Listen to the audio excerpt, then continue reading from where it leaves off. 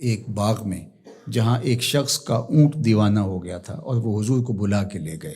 اونٹ دیوانہ ہو جائے تو سخت نقصان دہ ہوتا ہے، تو صحابہ کہتے ہیں کہ حضور جب داخل ہوئے تو ہم ڈرے کہیں حضور کو نقصان نہ پہنچا دے، کیونکہ وہ حضور کو دیکھ کے دوڑتا ہوا آیا، لیکن جو ہی وہ قریب آیا تو منظر عجیب تھا۔ اس نے اپنی پیشانی حضور کے قدموں میں رکھ دی اور سجدہ ریز ہو گیا۔ جب اونٹ کی اس محبت کو ہم نے دیکھا تو برجستہ کہا کہ نحنو احق ان نسجد للنبی صلی اللہ علیہ وآلہ وسلم، حضور ہمارا بھی جی چاہتا ہے کہ ہم آپ کو سجدہ کریں۔ تو جب آقا کریم علیہ الصلوۃ والسلام نے صحابہ کے اس مطالبے کو سنا تو فرمایا کہ اگر اللہ کے علاوہ کسی اور کے لیے سجدہ روا ہوتا تو میں بیوی کو حکم دیتا کہ وہ شوہر کو سجدہ کرے۔ تو اللہ کے علاوہ شریعت میں سجدہ کسی کو روا نہیں۔ سجدہ تعبدی جو عبادت کی نیت سے کیا جاتا ہے وہ تو کسی کو بھی جائز نہیں ہوا، کبھی بھی نہیں ہوا، کسی شریعت میں بھی نہیں ہوا، چونکہ شرک کی کبھی بھی اجازت نہیں ہوئی۔ لیکن جو سجدہ تعظیمی ہے وہ پچھلی شریعتوں میں جائز تھا، لیکن اس امت کے اندر اس کے بھی روک دیا گیا تاکہ اس کا راستہ ہی بند کر دیا جائے۔ ایاک نعبد و ایاک نستعین، ہم تیری ہی عبادت کرتے ہیں اور تجھی سے استعانت طلب کرتے ہیں، تجھی سے مدد مانگتے ہیں۔ عبادت کسے کہتے ہیں؟ اقصی غایت التذلل والخضوع، انتہائی درجے کی عاجزی اور انکساری عبادت ہے، اور عبادت کا جو نقطہ کمال ہے وہ سجدہ ہے۔ سجدے سے بڑھ کر عبادت کا کوئی روپ نہیں ہو سکتا، اور بندے کو سب سے زیادہ قربت رب کی سجدے میں ہی نصیب ہوتی ہے۔ تو ہماری عبادتیں اللہ کے لیے ہیں، اس لیے بندہ اس کے حضور کھڑے ہو کر کے عرض گزار ہوتا ہے کہ مالک میرا سر تیرے حضور جھکے گا۔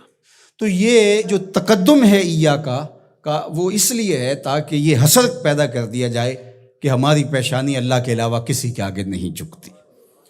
اچھا، اب یہاں ایاک اعبد بھی تو ہو سکتا تھا، لیکن نعبد ہے، اس لیے کہ بندے کو یہ سکھایا گیا کہ اپنی عبادت پہ ناز نہ کرنا، اپنی عبادت کو صالحین کی عبادت کے ساتھ جوڑ کے پیش کر، کہ مالک جس طرح تیرے بندوں کے سر تیرے حضور جھکے ہوئے ہیں، میرا سر بھی ان کے ساتھ تیرے حضور جھکا ہوا ہے، ان کی عبادت قبول کرے گا تو ٹوٹی پھوٹی شکستہ عبادت میری بھی قبول فرما لینا۔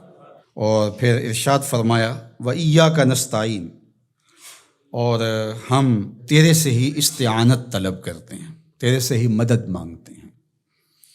استعانت اون سے ہے، اور استعانت کا معنی پھر یہ طلب ماخذ ہے نا اس کا، خاصہ باب استفعال کا، تو پھر اس کا مطلب یہ ہوا طلب الاون، مدد کا طلب کرنا۔ تو ہم اللہ جل شانہ کی عبادت بھی کرتے ہیں، اور پھر دوسرا درجہ جو ہے مدد طلب کرنا، نصرت اور تائید طلب کرنا، وہ بھی ہم اللہ سے طلب کرتے ہیں۔ تو اس لیے عبادت بھی اسی کے لیے ہے، کسی اور کے لیے عبادت تو ہو ہی نہیں سکتی، اور مدد اور نصرت بھی اسی سے ہی طلب کی جائے گی۔ جس طرح ایاک کا معنی میں حسر پیدا کرنے کے لیے اس کو مقدم کیا گیا ہے، ایاک نعبد و ایاک نستعین، تو یہاں بھی ایاک کو اسی طرح مقدم کر کے وہی زور یہاں کلام میں پیدا کیا گیا ہے، تاکہ جو ہے وہ سمجھنے والے اس کو سمجھنے میں کوئی ٹھوکر نہ کھائیں، اور اللہ ہی سے مدد طلب کرنی چاہیے۔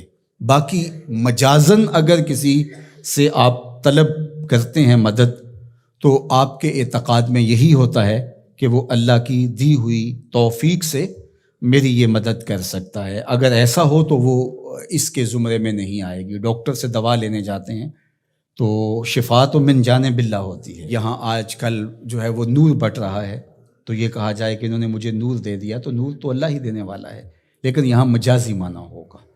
تو اسی طرح صالحین سے، نیکوکاروں سے روحانی معاملات کے اندر جو استعانت طلب کی جاتی ہے تو وہ اسی معنی میں ہے۔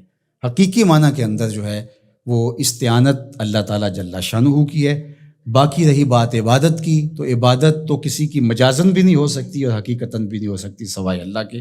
یہ ساری کہانی بیان کرنے کے بعد اپنی وفاداری کا یقین دلایا، اور پھر ہاتھ پھیلا کر کے اس نے کہا اہدنا الصراط المستقیم، مالک تجھ سے صراط مستقیم طلب کر رہا، ہدایت مانگی صراط مستقیم کی، سیدھی راہ کی۔